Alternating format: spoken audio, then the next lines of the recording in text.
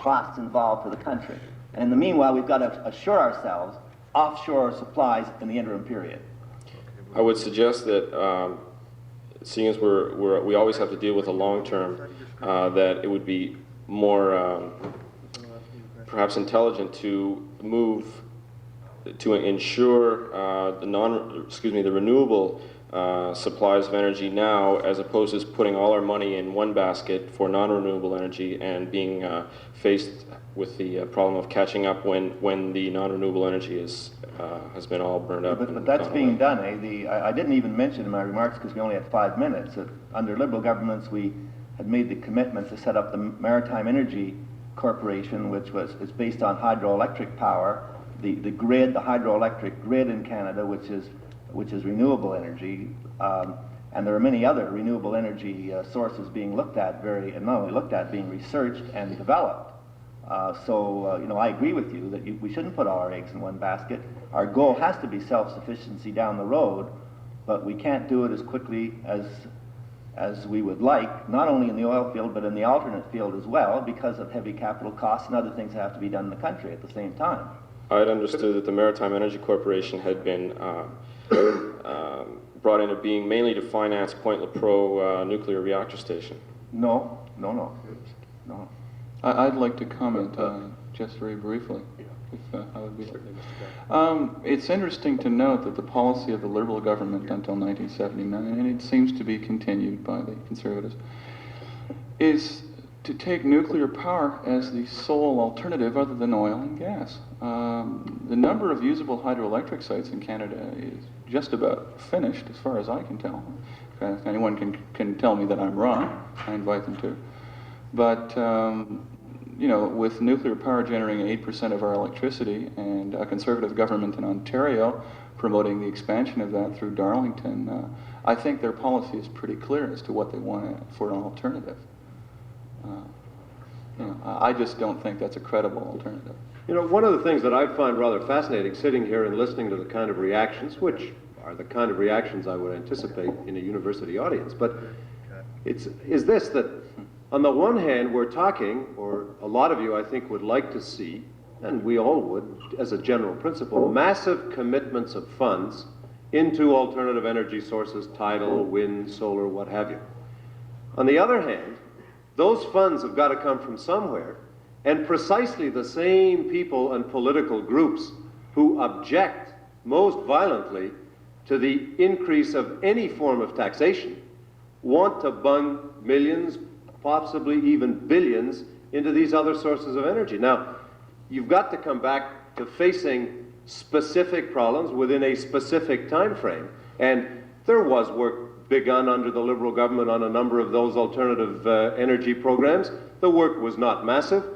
There is no, to the best of my knowledge at least, indication yet that the technology is available to do those things on a broad commercial basis. I happen to have a friend who is involved in the solar energy field, and they have one of perhaps the leading technologies. But the thing is far from being commercial. And in fact, a lot of research money is being spent, some of it being funded by government grants. But if you want massive commitments of funds into these other research projects, the funds have got to come from somewhere. And then you have to be prepared to accept increases in cost of existing energy sources or other forms of taxation.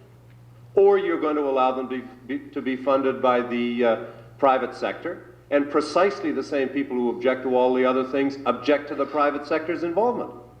I think you have to make up your minds. I'm in agreement that there's only one source of funds, and right now that source of funds is being committed to nuclear power and petroleum exploration. I would suggest that perhaps that money should be directed more towards renewable energies and don't forget conservation, the cheapest form of supply, not to develop another source of funds. No, basically I would be in wholehearted agreement with you if it were not for the fact that we are living through a period of tremendous uncertainty in a lot of the oil-producing countries. We are in a situation where if all our foreign sources were cut off tomorrow, the country would be in a parlous state, and you've got a short-term problem to deal with. I mean, to me, 5-10 years in a sense is a short term in that kind of context.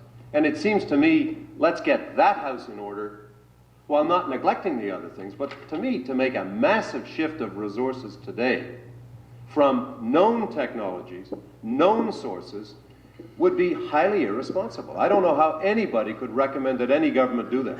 That shift of resources is going to have to come sooner or later. Thank you. Thank you.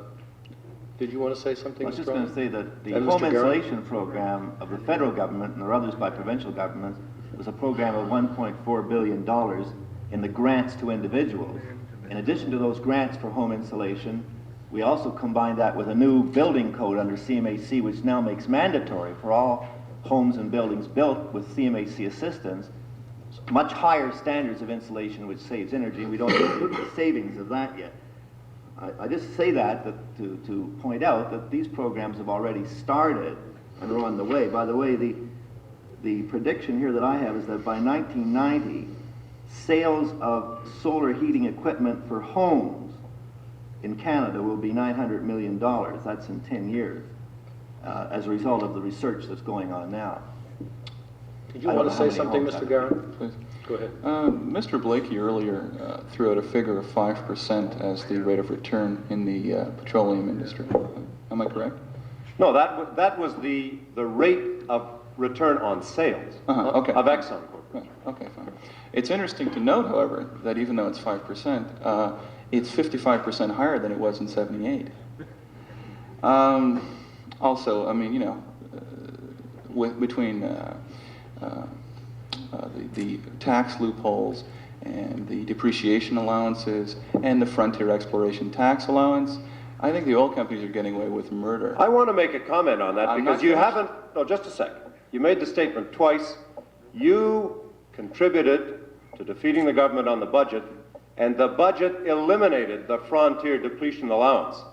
Now that's the kind of statement which I won't characterize, but when your party participated in the defeat of a budget which eliminated that loophole, I don't think that you should try to score points in front of this kind of an audience on that basis. Well, when you offer us a choice between the devil and the deep blue sea, you know. No, Mr. Garon. Admit it, it's in the budget, and don't try to score points that way. Well, I'll point out something interesting. In 1974, we presented a budget in the spring of that year which would have raised the income tax on resource profits, made royalties non-deductible, and would have replaced the depletion, the automatic depletion allowance by earned depletion. And both the NDP and the Conservatives voted against that budget and forced an election which led to a majority government in the fall of '74, and we reintroduced the budget and got those things passed. I'm sure that if you... Those are loopholes to be Could filled. I ask that speaker on the left now to ask the question? Yes, I'd like to bring up something that was brought up earlier, and that's natural gas. Gentleman had a few figures on NEB predictions for Canada's use in the next 25 years. I have no doubt that Joe Clark and John Crosby were looking at those figures, but John Crosby in particular was thinking of how he could reduce that deficit, which seems to be something he's very, very concerned about, to the detriment of a lot of other things. That natural gas, what we expect to use, couldn't you see that figure being expanded? Couldn't you see more natural gas being used in a province such as Ontario, or even Quebec, or the eastern part of Canada, let's say? Because it seems to me that Mr. Crosby did not take that into consideration, or Prime Minister Clark, when they decided to sell that stuff, to sell the gas to the United States. With all due respect, There's I no don't way think of that's knowing accurate. just how much gas we're going to be using in the year 2000. And it would be nice to know that we have that. I think that was pointed out by the NDP. I mean, I'd like to make a general comment, and then I'd like to deal specifically with the suggestion which you made.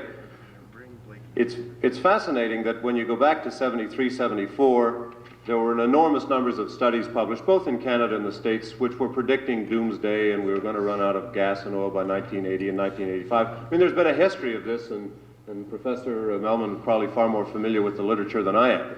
But there was a very interesting article recently in the Public Interest.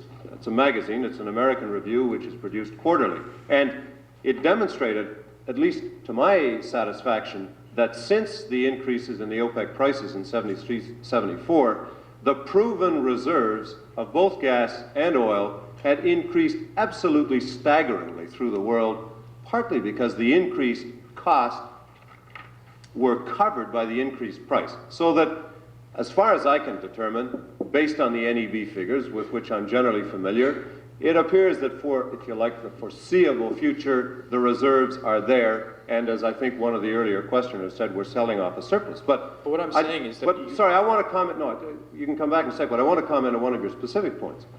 In terms of using natural gas as a substitute, there are specific programs in the Conservative policy this time, as I think there are in some of the other parties, to encourage the shift. One is to maintain a constant variable between natural gas price and the oil price of approximately 20%. A second one is to subsidize the retrofitting of heating sources, heating of furnaces, so you'll shift from oil to gas. The other one is to extend the pipeline to Quebec City and down into the Maritimes. So, I mean, I don't think you can say that there is no attempt to do that. In fact, it's very much on the drawing boards.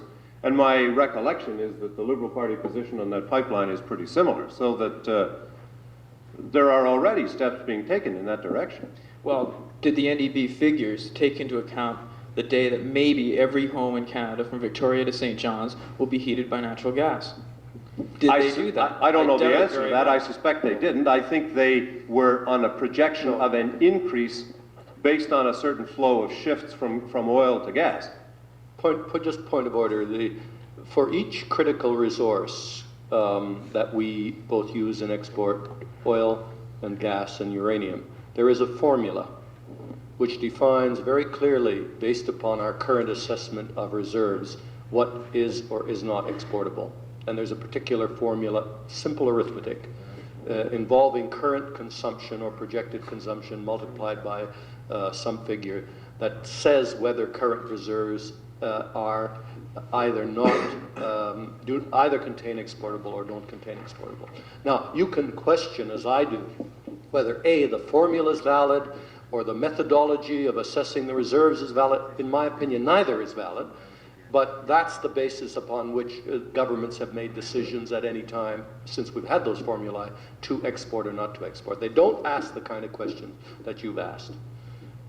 They take it from that rather simplistic formula and they say, now we do have exportable quantities of natural gas, given all those assumptions and the formula, and so we can export. Okay?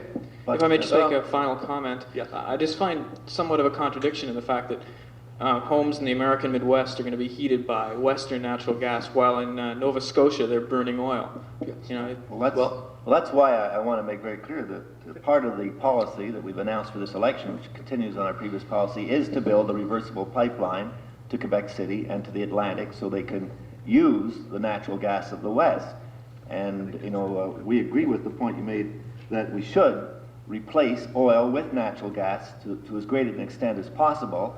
And our policy is not to peg the price of gas to international prices, but to keep it sufficiently below oil so that there'll be an incentive to move to gas from oil and to do some of the things that Peter was saying. So that is well on the way. By the way, I don't know whether I know that there is extensive exploration for gas going on in the Mackenzie Delta and in the far north, in the Arctic Islands, for gas. It's not for, there's some for oil too, but the potential for gas is very high up there. And that's another major source that could come online in the near future. Could I entertain, just because we're under time constraints, and I would like to let one last question and get answers as brief as possible. And then I have the following announcement, that we could tolerate 40 people in room H 333. You can only get to it because it's a secret room in Concordia. You can only get to it using the freight elevators, but if there are people here, and not too many, who would like to continue this dialogue or multiple monologue, whichever you want to think of it, then we can do that, and there is going to be refreshments, non-alcoholic. So would you quickly ask your question? Oh, mine's not a question. I have a little problem, you see. I'm a humble automobile driver. You see, I have this thing called a car. And all you've been throwing at me for the past days with your great rhetoric, I must compliment you all on that, is gallon figures. Now, you see, all your governments have made great efforts to make the pumps into liters. Now, granted, they're not huge energy problems, like, you know, I mean, we're not talking billions and stuff, but seeing as you all have some voice in your party, or so I presume, I mean, you all call yourself progressive conservatives, liberals, NDP, etc., would you do me the favor anyway, if not everyone else, to go back to your respective heads of government or whoever takes care of these petty little things and start giving us figures and metric figures? I'm really getting quite annoyed personally at the fact that you're spending all this money on metric conversions. Mr. Blakey seems too good for this or something or other. I am serious. You're giving us problems by telling us things in gallons constantly. And yet on the other side, you know, it might sound very trivial, and it is, but I just ask you, if maybe at some meeting with your great power that you have, that we invest in you through our vote, if you could do us that favor, just Frankly, sometime pop it up. in terms of the power, nobody's invested a hell of a lot in me through a vote, as far as I can tell up to now. All right, thank you. I'm not sure that's, it is a question in a way about gas pumps, which have something to do with energy. But It's a good point. I would like to just sum up by quoting Peter Chapman, who's Dr. Chapman, a brilliant energy analyst, who said, you can fuel all of the people some of the time, you can fuel some of the people all of the time, but you can't fuel all of the people all of the time. I don't know whether that sums up this meeting or not, but I wish to thank the speakers. I think it was illuminating, which is another energy term, and we'll see you in H333.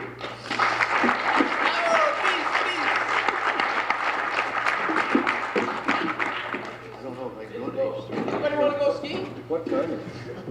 It's 5 after 3. It's 1 minute. It was 1 minute.